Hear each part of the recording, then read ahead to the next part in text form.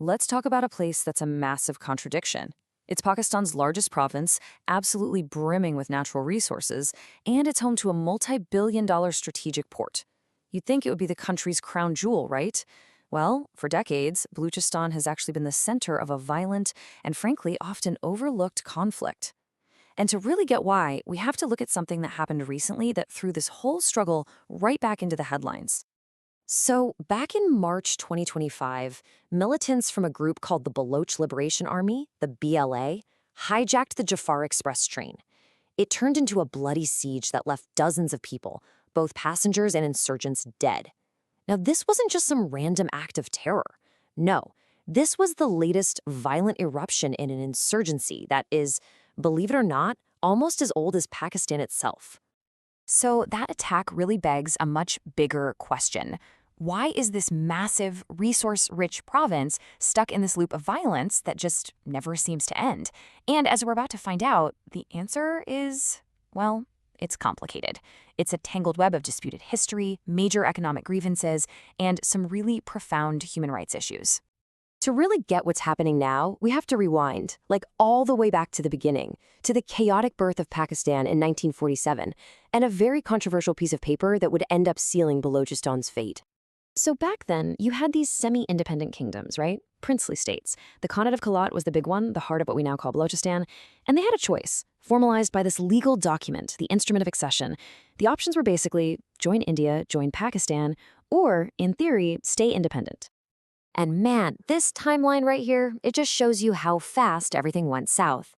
On August 11th, 1947, the ruler of Kalat actually declared independence. But that sovereignty didn't last long. Just over 9 months later, after a ton of political and military pressure, he signed the paper joining Pakistan. And the reaction? It was immediate. The Khan's own brother led the very first armed revolt, just a few months later, firing the opening shots in this very long conflict. And right here, this is the absolute core of the whole problem.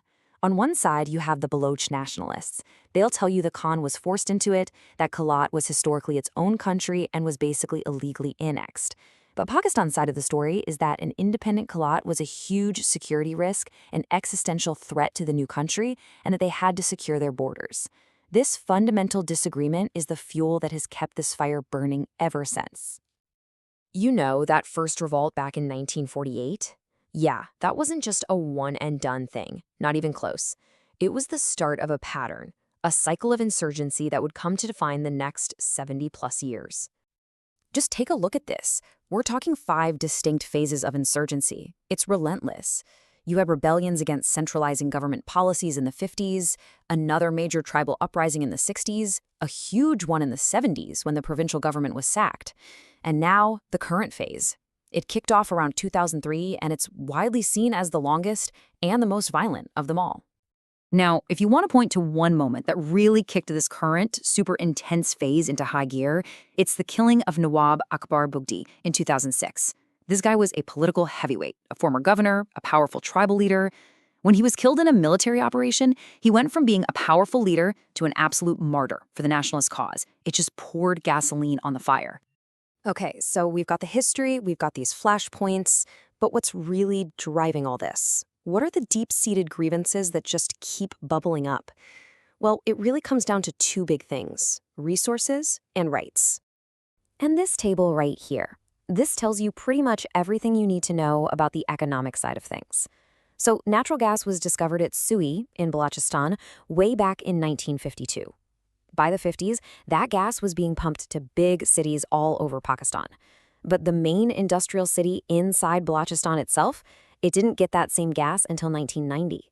Think about that, nearly 40 years later. And that gets us to this massive contradiction at the heart of the conflict. Balochistan is sitting on enormous reserves of gas, oil, gold, copper, you name it.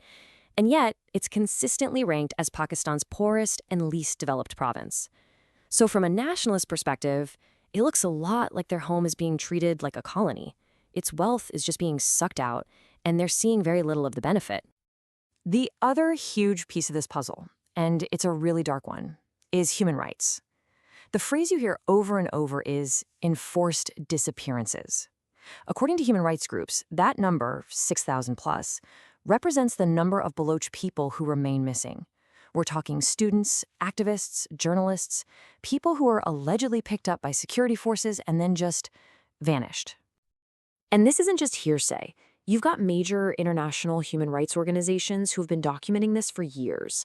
They report that hundreds of these disappeared people have later been found dead, often showing marks of torture. Now, for their part, the Pakistani military consistently denies any involvement in these disappearances and killings. So you take all these old wounds, this deep history of resentment, and you throw a massive, brand new geopolitical project right into the middle of it. And that project is the China-Pakistan Economic Corridor, or CPEC. Yeah, that's $62 billion, with a B. It's a huge network of roads, power plants, and infrastructure, and its crown jewel is the Gwadar deep-sea port, located right there on the Balochistan coast. The stakes here are just massive. So depending on who you ask, CPEC is either a blessing or a curse. The official view from the government is that it's a total game changer, right? It's going to bring jobs, growth, and connect China to the Arabian Sea. But for a lot of Baloch nationalists, it looks like the same old story, just on a much bigger scale. They see it as a new way to exploit their resources, and they're terrified it's going to change the demographics of the region and push them off their own land.